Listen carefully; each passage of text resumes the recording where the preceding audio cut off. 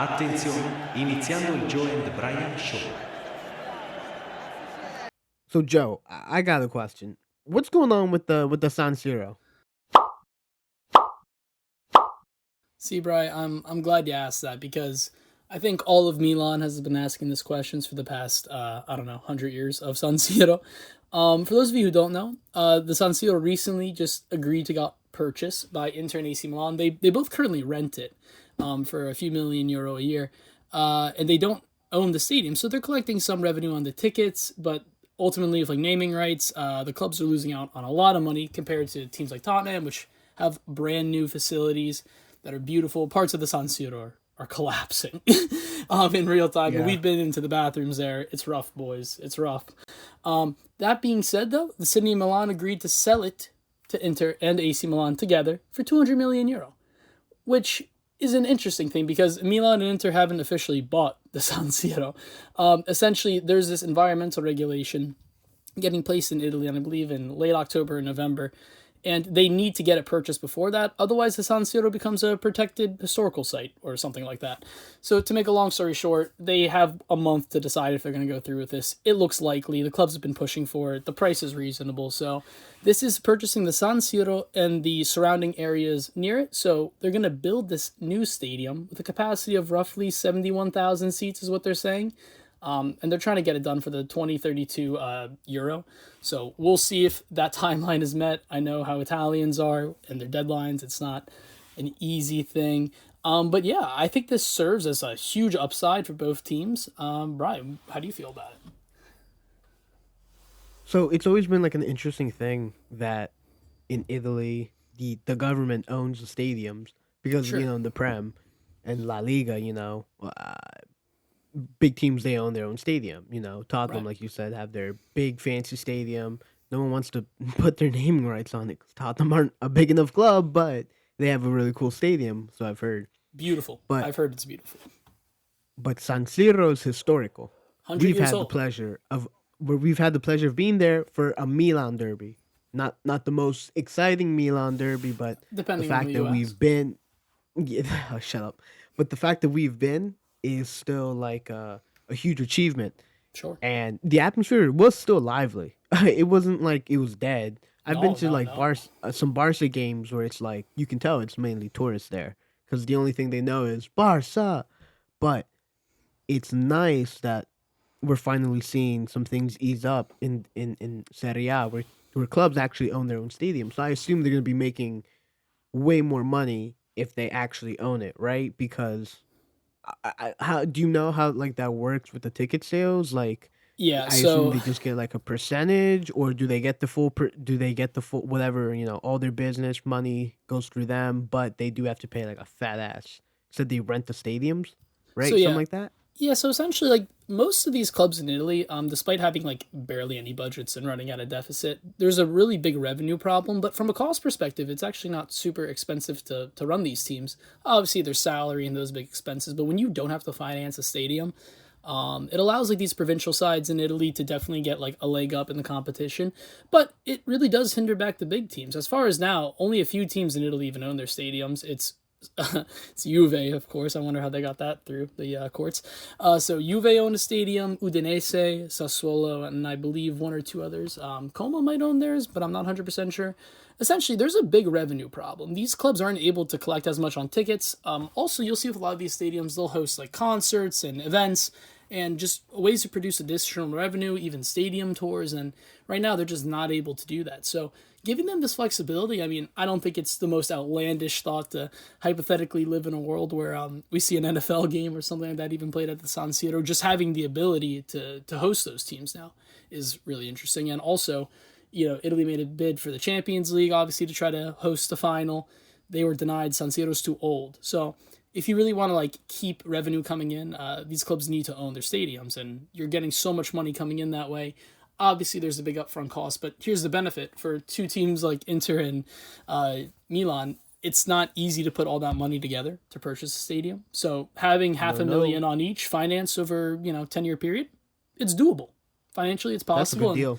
yeah, and you got to imagine these stadiums don't just last you 10 years; they last you In the San Siro's case, 100. Granted, many renovations, but yeah, this is going to be a good project for at least 20, 30 years. This will be up to date and relevant, and you know what? It's still a fair size. It's accommodating both teams, and yeah, I mean, I don't want to see the San Siro get destroyed. I assume 95% of it will. They'll probably keep a little bit as a memorial or something along those lines. So it's very interesting. But this barely passed through the Milan City Council. Like, it was a tough vote, and they've denied it before many a time. But finally, it went through. Similar to like Barca's situation right now with the Camp Nou, Mm-hmm. because Barca is starting to return back to the Camp Nou, but I've it's heard this. partially complete. It's at partial capacity. Right. Before, the issue with the Camp Nou was, things were slowed down, sped up, slowed down, sped up, halted, delayed, covered up. Sure. But long story short, it basically got pushed back like 2 years, and they're opening it now, but only, and they'll have it fully open, but only when they have their like certificate of safety from the Barcelona government. And so right now they're running with like a partial like safety license for like half the stadium, I because see. half of it's still like completely like construction still actively on it. Yeah. So but it's good for the club because season ticket holders are finally coming back when they had to Yep. move to the other stadium, which is like, because having been there, the stadium is on top of a mountain, and it's and it's not far from Camp Nou at all, but it's like it's not the same.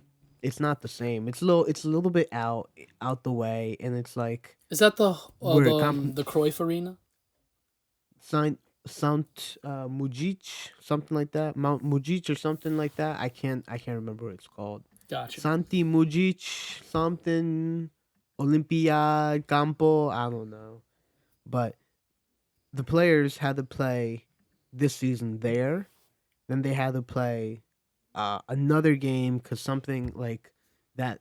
The first there was a concert happening. There was like a J Balvin concert happening, so they had to use that as the stadium. So then Barca couldn't play.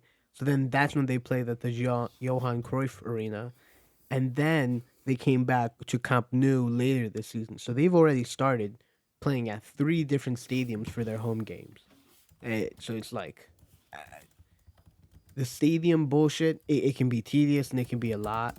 And in the case like Barca, they do it poorly. But I'm hoping, because Inter kind of smart. I took the long way here, but because Inter's kind of smart, Milan's just now getting their shit together. I think finally this could be something really, really, really good. I agree. I don't want to see. I don't want to lose San Siro. I mean, San Siro is cool. It's awesome. If they could just somehow just like manage to like keep as much as possible, that'd be great. But I'm no architect. Like I can't tell you what's wrong with it, and I can't tell you what's good with it. But I'm just glad to have been there. No, I fully agree. And just kind of speaking about the structural problems with it, a lot of the issues are caused by vibrations between all the fans, jumping, singing, doing all these movements. It creates certain sections to be extremely unstable. Very, very unstable. Yeah, that So makes sense. a lot of times, like, you'll watch Serie A games, you'll be like, this stadium's empty. And sometimes it's because nobody's watching. The other half of the time, it's because half of those seats are unable to be used.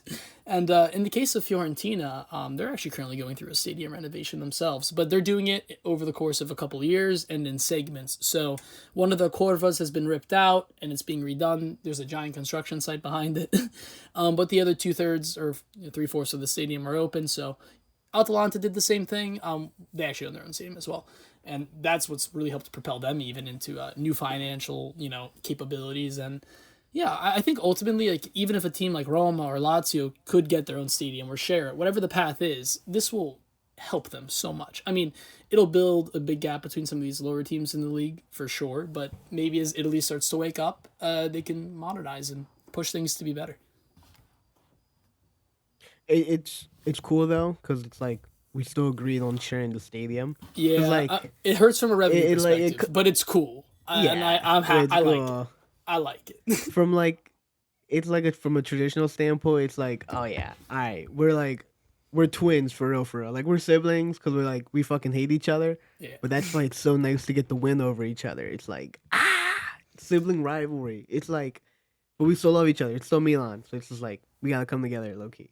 No, I fully agree with you. Fully agree with you. And I think that's something that makes Italy special with these derbies where you're getting 50-50 split, 60-40 split in a stadium. I mean, that's like unheard of for rival fans to be there, but it creates some of the most amazing atmospheres you can find in football. So, yeah, it really is a pleasure to see. I just want to go. Man, I want to go back so bad. This makes this. I'm craving for like a crazy European game.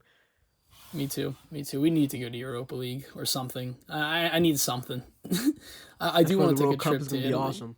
It is, but did you look at ticket prices? Basically unaffordable. No way. Are they out already? Well, yeah, I think the time has come. They're grands, multiple grands, which is like Yeah. Jesus. Well, for good ones, you gotta get like the shittiest one. Even those are like, they're high. They're high in price. Yeah, I mean, especially if you want like a good match, like a semifinal, a quarterfinal, even a round of 16. Like, like I can only imagine getting like group stage match week 2 tickets, like not even opening week, but like I'd be second happy week, with that, frankly. I would be right? And thrilled. I'd be catching like Jamaica versus like I don't know, Costa Rica. Brazil, and I'd be like, no, Brazil's too good of a team. But yeah, just anyone of that nature, and I'd be content. Just being in the atmosphere, just being able to say I've been to the World Cup, that'd be awesome. I fully agree with you.